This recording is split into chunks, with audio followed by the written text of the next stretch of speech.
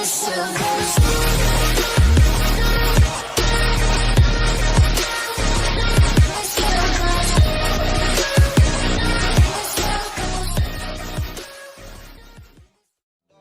a fool for your love.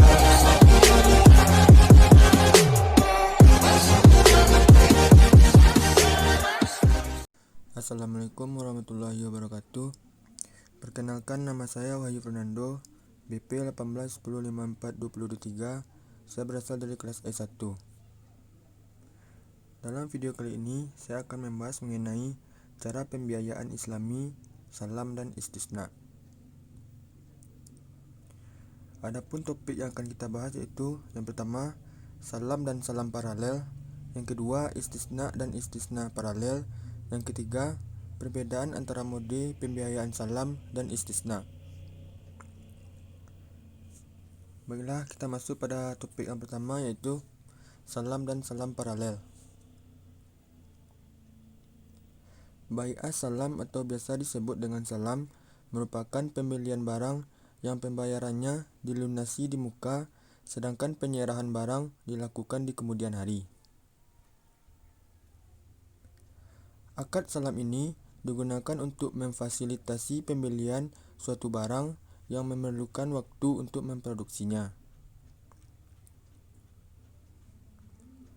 Sedangkan salam paralel merupakan jual beli barang yang melibatkan dua transaksi.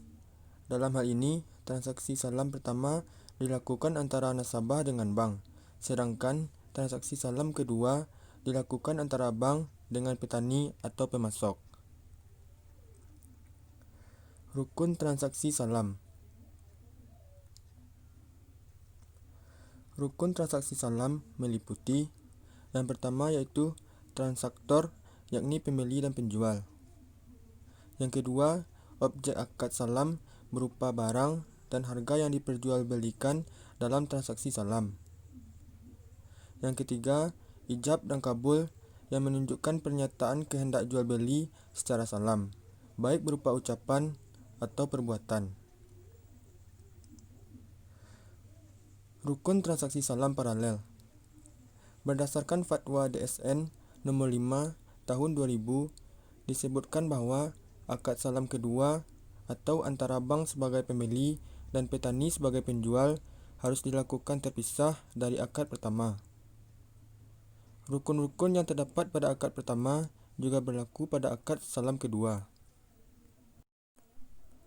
Baiklah, topik yang selanjutnya yang kedua yaitu istisna dan istisna paralel. Yang pertama kita masuk pada istisna.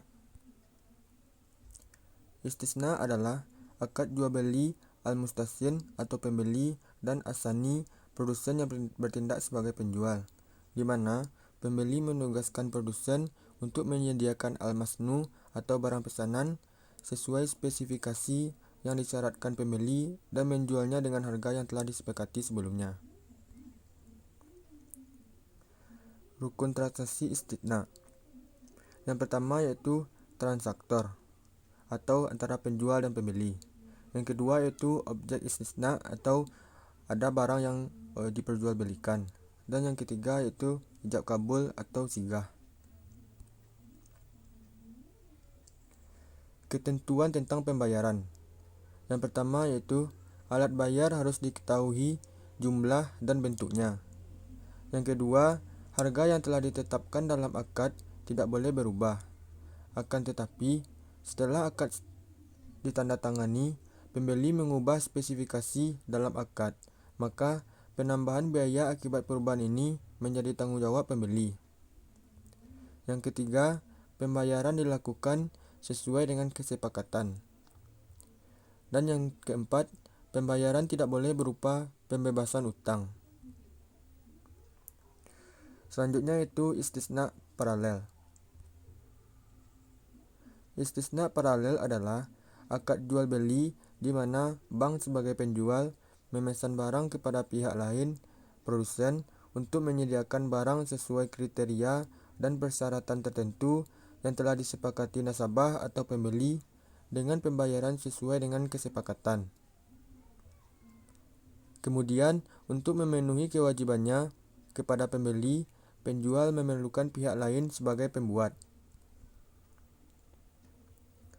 Selanjutnya yaitu syarat dan ketentuan istisna paralel. Yang pertama yaitu diperuntukkan bagi nasabah perorangan dan nasabah badan usaha atau usaha milik perorangan, badan usaha seperti CV atau FA, dan badan hukum seperti PT, koperasi, ataupun yayasan. Yang kedua, jangka waktu pembiayaan kepada nasabah pembeli adalah selama maksimal 10 tahun. Dan yang ketiga, penetapan harga untuk nasabah pembeli, yaitu harga setelah memperhitungkan harga beli ditambah margin keuntungan bank. Dan topik selanjutnya yaitu perbedaan antara mode pembiayaan salam dan istisna. Perbedaan yang pertama yaitu dapat kita lihat dari segi barang. Dalam akad salam, barang tidak mesti harus dibuat atau mengalami proses terlebih dahulu.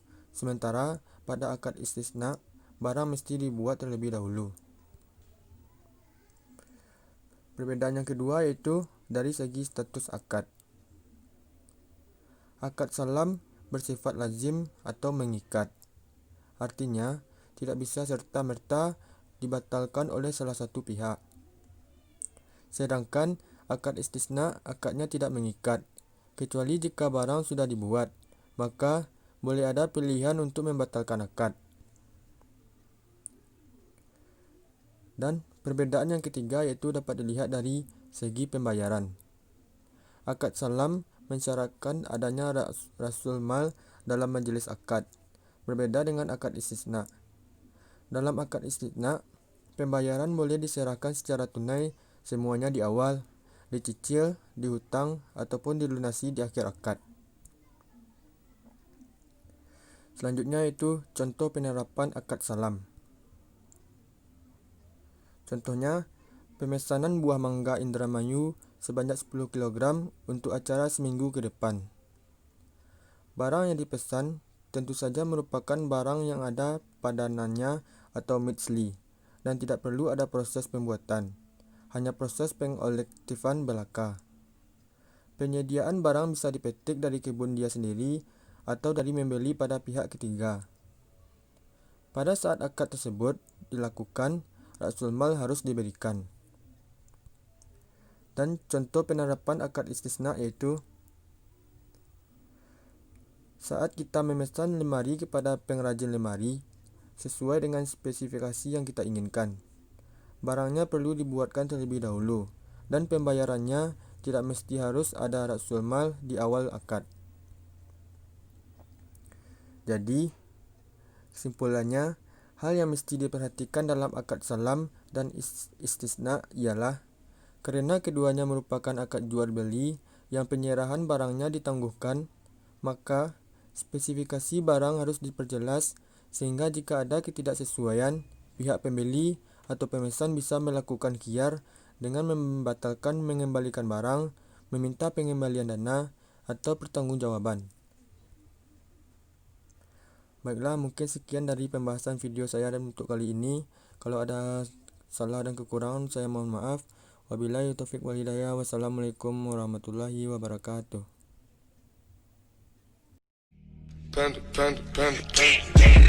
I got broads in Atlanta, just to throw me in the family. Credit cards in the scammers, hitting the licks in the van.